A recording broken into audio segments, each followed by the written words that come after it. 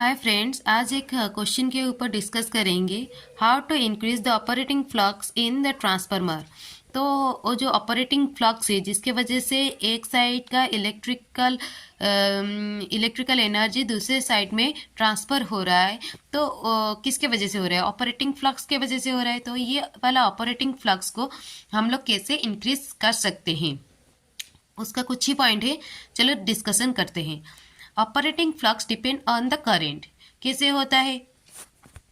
According to Ampere's law हम लोग क्या जाने थे, अगर कोई एक कंडक्टर में करंट फ्लो हो रहा है, उसके चारों ओर एक मैग्नेटिक फील्ड जनरेट हो रहा है, वो इसी मैग्नेटिक फील्ड की वजह से एक फ्लक्स होगा, वो फ्लक्स होता है। तो ये क्या है कि कैसे करंट का और फ्लक्स से रिलेशन है।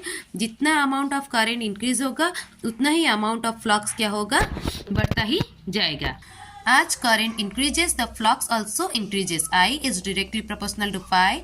So जैसे जैसे करंट इंक्रीज होगा, फ्लक्स भी क्या होगा, वैसे वैसे इंक्रीज करेगा।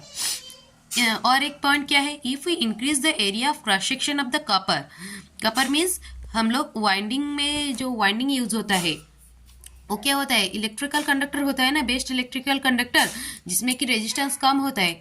तो अगर हम लोग कपर का एरिया ऑफ क्रॉस सेक्शन को अगर बढ़ा देंगे, then the resistance of the winding decreases. तो क्या होता है ना, वो वाइंडिंग का रेजिस्टेंस क्या होता है ना, घट जाता है। कैसे घट जाता है? आर रेजिस्टेंस का formula R equal to rho L by A. R होता है रेजिस्टेंस, रो होता है रेजिस्टिविटी, एल होता है length of the conductor and A होता है area of the cross section. अगर नीचे वाला का हम लोग बढ़ा देंगे तो टोटल का वैल्यू क्या हो जाएगा, डिक्रीज हो जाएगा। टोटल का वैल्यू क्या है, रेजिस्टेंस है। तो हम लोग अगर area of cross section of the copper अगर इंक्रीज कर रहे हैं, तो फिर वाइंडिंग का रेजिस्टेंस क्या हो रहा है, ये डिक्रीज कर रहा है। और as we know that R is inversely proportional to the current. तो अगर आर रेजिस्टेंस अगर डिक्रीज हो रहा है तो इसका मतलब क्या हो रहा है, करंट क्या हो जाएगा, इंक्रीज हो जाएगा। अगर करंट इंक्रीज हो गया तो फिर क्या हो जाएगा, फ्लक्स इंक्रीज हो जाएगा, क्योंकि करंट और फ्लक्स का क्या है, डायरेक्टली प्रोपोर्शनल है। करंट अगर इंक्रीज करेगा तो फ्लक्स इंक्रीज करेगा। So, if we increase the area of the cross section of the copper, then the resistance of the winding decreases and the current increases, so the flux also increases. Second point ये आ गया। Third point क्या है, operating flux not only depend on the current but also depend on the number of turns. ये ऊपर वाला हो गया current का। करंट अगर हम लोग इंक्रीज कर रहे हैं तो फिर फ्लक्स इंक्रीज हो रहा है। और एक area of the cross section of the copper यार वाइंडिंग का अगर area of the cross section अगर बढ़ा रहे हैं तो फिर हमारा क्या हो रहा है ना, फ्लक्स इंक्रीज हो रहा है। और एक हो गया, अगर ये सब हो गया करंट के ऊपर। तो अभी आ रहा है कि ऑपरेटिंग फ्लक्स केवल करंट के ऊपर डिपेंड नहीं करता है, नंबर ऑफ टर्न के ऊपर भी डिपेंड करता है। तो अगर नंबर ऑफ टर्न को हम लोग बढ़ा देंगे तो भी क्या होगा ना, फ्लक्स बढ़ जाएगा, क्योंकि फ्लक्स क्या है, directly proportional to the number of turn. अगर नंबर ऑफ टर्न को हम लोग बढ़ा रहे हैं तो फिर फ्लक्स क्या हो रहा है ना, बढ़ रहा है। कैसे?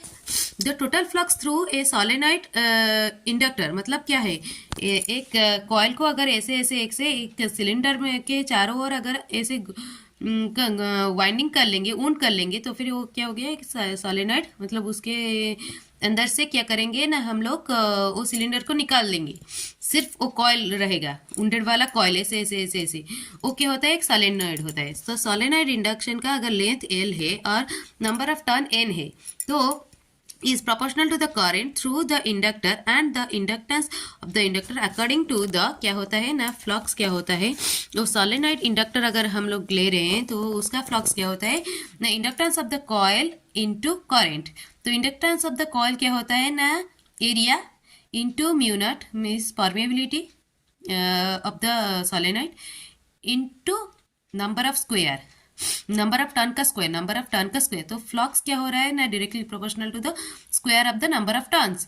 तो फिर अगर नंबर ऑफ टर्न्स अगर इंक्रीज हो रहा है तो फिर फ्लक्स भी क्या हो रहा है, इंक्रीज हो रहा है। नंबर ऑफ टर्न अगर 2 हो गया, 2 टाइम्स हो गया, तो ये हो जाए टोटल क्या, 2 to the power 4। 2 to the power 2 मतलब क्या, 4। तो ये वाला क्या हो जाएगा, 4 टाइम्स बढ़ जाएगा। ठीक है, तो नंबर ऑफ टर्न अगर बढ़ रहा है तो फिर फ्लक्स क्या हो रहा है ना, बढ़ रहा है। Clearly, in this case, if we double the amount of the turn while least holding the length of the current constant, we increase the total flux by the factor 4. तो ये क्या हो रहा है, अगर हम लोग क्या करें, double the number of the turn, number of turn को हम लोग क्या करें, डबल करें, 2, तो 2 टू द पावर 2 क्या हो गया, 4 हो गया। जबकि हम लोग क्या करेंगे ना, लेंथ को क्या करेंगे, कांस्टेंट कर लेंगे और करंट को कांस्टेंट कर लेंगे। और ये तो सोलेनोइड का क्या है, सोलेनोइड का रेडियस है, तो पाई आर स्क्वायर जो कि एरिया उसका डिफाइन करा है, और ये क्या है, परमेबिलिटी, वो भी कांस्टेंट है। तो ये सब कांस्टेंट है, और बाकी ये दोनों जो वेरिएबल है इनको अगर हम लोग कांस्टेंट कर रहे हैं, तो फिर अगर हम लोग नंबर ऑफ टर्न को सिर्फ बढ़ा रहे हैं, तो 2 टाइम्स अगर बढ़ा रहे हैं, तो फिर ये क्या हो रहा है ना, 4 टाइम्स बढ़ रहा है। तो हम लोग ऑपरेटिंग फ्लक्स को कैसे बढ़ा सकते हैं, एक तो करंट को इंक्रीज करके, और एक क्या कर सकते हैं, cross section of the copper को बढ़ा के, और एक क्या कर सकते हैं ना, नंबर ऑफ टर्न को भी बढ़ा के हम लोग क्या कर सकते हैं ना, ऑपरेटिंग फ्लक्स को हम लोग इंक्रीज कर सकते हैं। ठीक है, थैंक यू।